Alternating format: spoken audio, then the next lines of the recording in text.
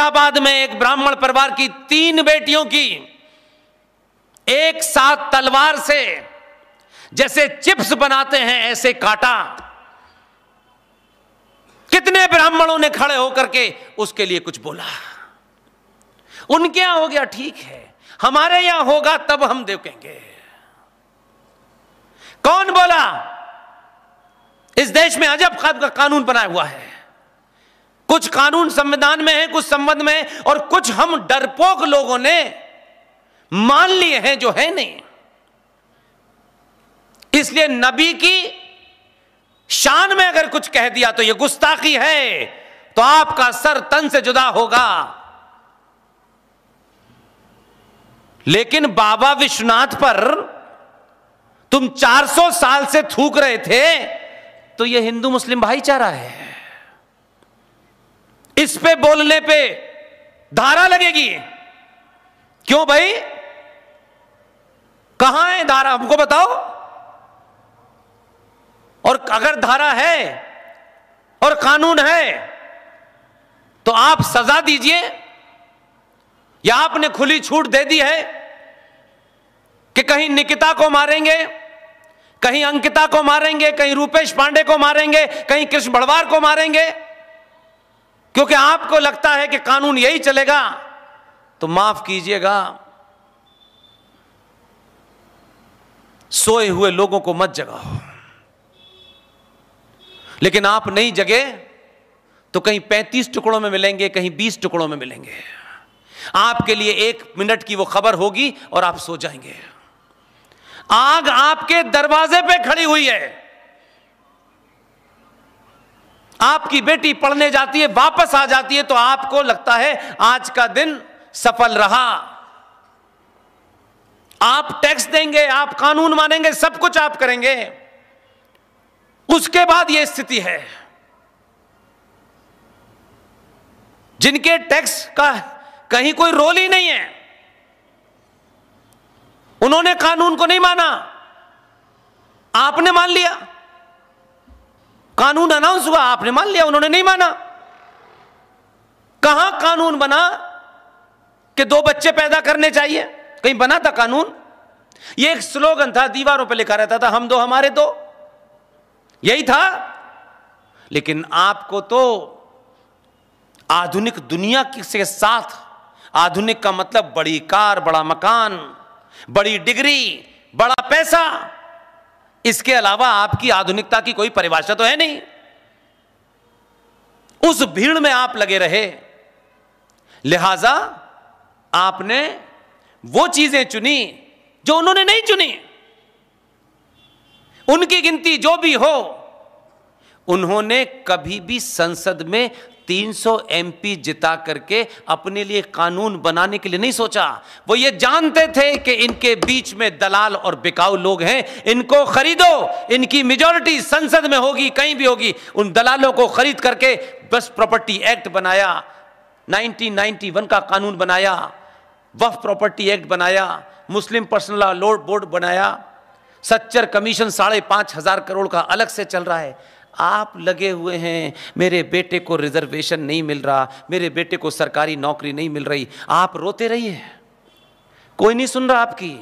वो नहीं रोए, वो इस चिंता में नहीं पड़े कि सरकार हमें नौकरी देगी तो हम करेंगे।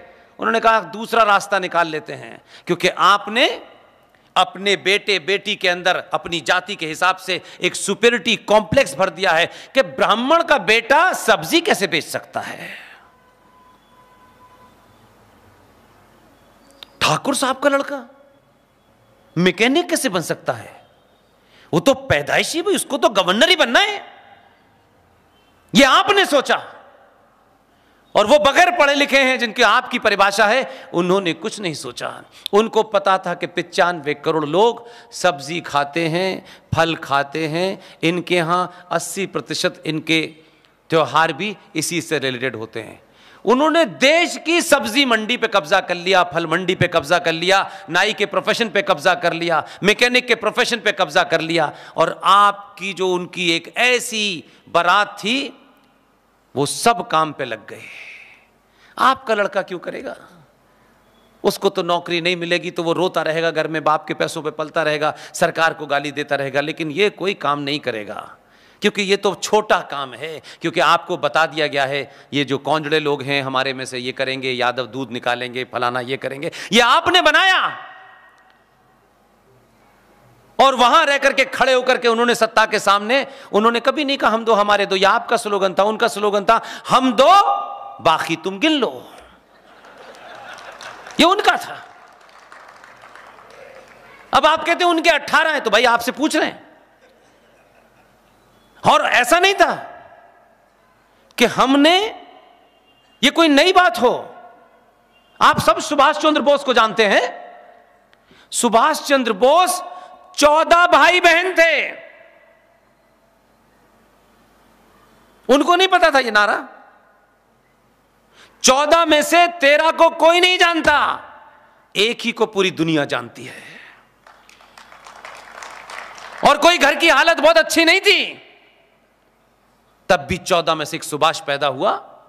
और उस सुभाष के खिलाफ इतने षड्यंत्र हुए, लेकिन फिर भी न कोई उसकी जाति को जानता है, न कोई सी पार्टी को जानता है, हजारों लोग विरोध हैं। इसलिए ये प्रेरणा देती हैं, सावरकर प्रेरणा देते हैं, सुभाष प्रेरणा देते हैं कि आपके अपने समय में जो आपके कंटेम्परेरी थे वो आपको दफन तो कर सकते हैं, छुपा तो सकते हैं, आपकी हस्ती को मिटा तो सकते हैं, लेकिन एक ना एक दिन समय आता है और सच पूरी ताकत से बाहर निकलता है। और जब सच बाहर निकलता है तो सुभाष चंद्र बोस, जिन्हें 1945 के अंदर यह कहा गया एक प्लेन क्रैश में मारे गए, हमारा एक युवा साथी, बेहतरीन इंसान, उसने पूरा कैरियर छोड़ करके दांव पे लगा दिया।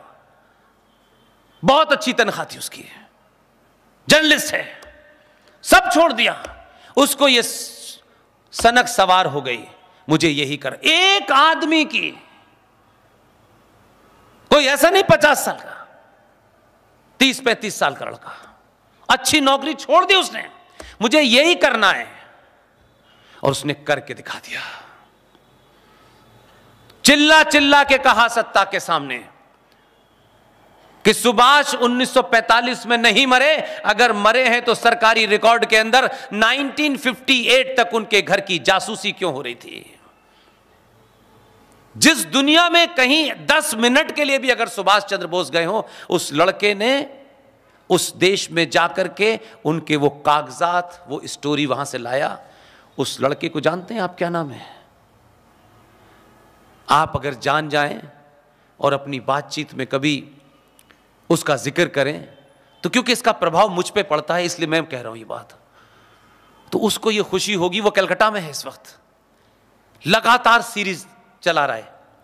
उसे पता चलेगा कि उज्जैन में रात के 11 बजे भी उसका जिक्र हो रहा था, उसका सीना चौड़ा हो जाएगा।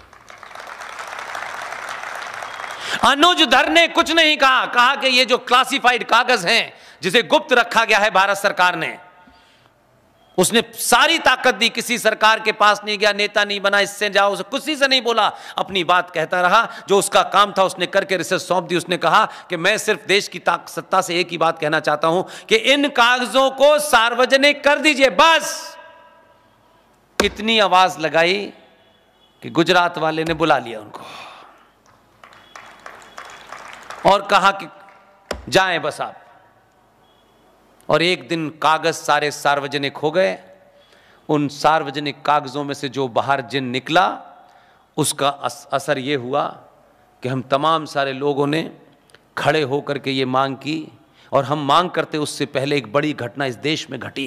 ऐसी घटनाओं को सनातन ही नहीं देखता, ये घटनाएं हमारे इतिहास के मील के पत्थर साबित होंगे। उस अनुज धर ने, जीडी बख्शी ने, कर्नल आर सिंह साहब ने, हम सब ने मिलकर एक मुहिम चलाई कि किसी भी तरीके से 21 अक्टूबर 1943 एक वो आदमी जिसके साथ कोई नहीं था, चाटुकारों ने 39 में अंग्रेजों के कहने से माध्यम, जो हमारे पिताजी थे जबरदस्ती के, वो गए उससे इस्तीफा मांग लिया। कांग्रेस पार्टी का अध्यक्ष चुना गया, उन्होंने इस्तीफा मांगा, उनका ये ले लीजिए इस्तीफा। इस्तीफे कांग्रेस पार्टी के अध्यक्ष मेरे लिए कोई बहुत बड़ी चीज नहीं है, चले गए। एक सेना बनाई, 21 अक्टूबर 1943 को भारत की आजादी की घोषणा की। आपको ताज्जुब होगा और हमें अपने ऊपर थोड़ा शर्म भी आएगी कि हम कैसे डरपोक लोग थे यार, या कितने बड़े लालची लोग थे। उसने सिर्फ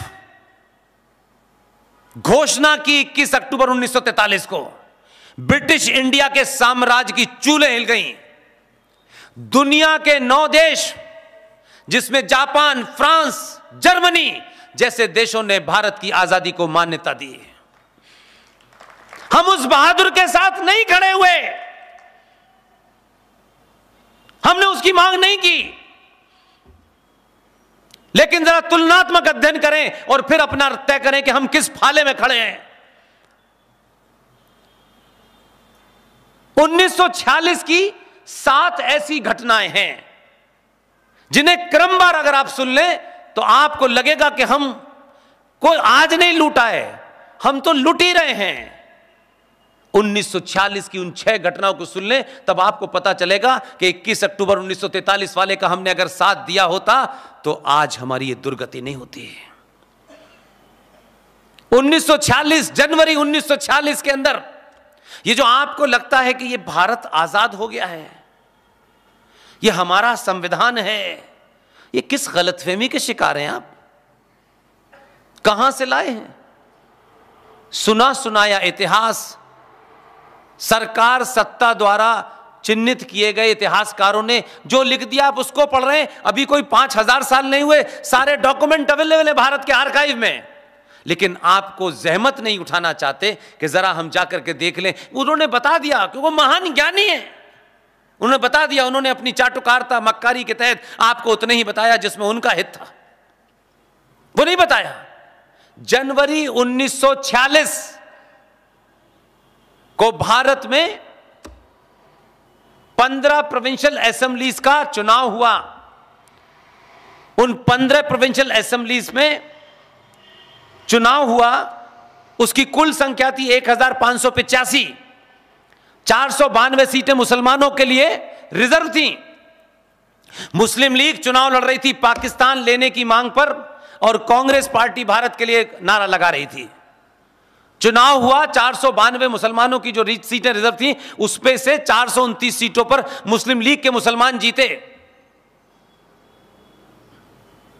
कुल मिलाकर के कांग्रेस पार्टी चुनाव जीत गई। जैसे ही यह रिजल्ट आया, ग्रेट ब्रिटेन के प्रधानमंत्री क्लेमेंट एटली साहब का बयान आया पब्लिकली, और उन्होंने मार्च में यह घोषणा की कि हम भारत में सत्ता का हस्तांतरण जल्दी ही करने वाले हैं। कितना ऑर्गेनाइज तरीके से खेल खेला और आपको अंदाजा ही नहीं रहा। रिजल्ट देख करके वो समझ गए कि कांग्रेस अभी है। फौरन उन्होंने सत्ता हस्तांतरण का बयान दिया मार्च में, और अप्रैल में 20 अप्रैल को यह घोषणा हुई कि कांग्रेस पार्टी का अध्यक्ष, झारखंड की राजधानी के पास एक जगह है रामगढ़, उस रामगढ़ के अधिवेशन में 1940 में, यह घटना इसलिए बताता हूं ताकि आप उसको कनेक्ट कर सकें। 23 मार्च 1940 को लाहौर के अंदर एक रेजोल्यूशन पास हुआ। मुस्लिम लीग ने रेजोल्यूशन पास किया कि पाकिस्तान बनना चाहिए। यह 23 मार्च 1940 को लाहौर में पास हुआ। जैसे ही पास हुआ, अली मोहम्मद जिन्ना ने एक स्टेटमेंट दिया कि असली मुसलमान तो हमारे साथ हैं, कांग्रेस के साथ नकली मुसलमान हैं। जो दाऊद जिन्ना ने खेला वो कामयाब हो गया। फौरन कांग्रेस पार्टी ने इस कुंठा से कि यार हमारे ऊपर यह दाग लग रहा है कि हमारे पास तो नकली मुसलमान हैं, रामगढ़ के सेशन में 1940 में कांग्रेस पार्टी ने मौलाना अबुल कलाम आजाद को अपना अध्यक्ष बनाया। और अध्यक्ष 2 साल के लिए बनते हैं, लेकिन वो 1946 तक रहे, क्योंकि हमको ये बताना था कि नहीं नहीं हमारे पास वाले भी, हमारा अब्दुल भी वैसे ही है, ये बताना पड़ा इनको। 1946 में जब चुनाव की घोषणा हुई कि कांग्रेस पार्टी अपना अध्यक्ष चुने, ये सब कितना ऑर्गेनाइज चल रहा था। 20 अप्रैल को घोषणा हुई कि कांग्रेस पार्टी का अध्यक्ष चुना जाना है। कमाल है। गांधी जी का बयान आया कि देखिए मेरी पहली पसंद तो नेहरू है, जो काम अब तक गुपचुप था वो सार्वजनिक हो गया। और 27 अप्रैल को 15 प्रोविंशियल असेंबलीज ने 15 राज्यों से वोट डाल करके दिल्ली भेज दिया कि नए अध्यक्ष के चुनाव के लिए। जो लोग आज हर दूसरे दिन ये उठाते हैं ईवीएम हैक हो गई, घोटाला हो गया, वो नादान भी हैं और जो जानने वाले हैं वो बताते नहीं हैं। ईवीएम का घोटाला 1946 में ही हो गया था।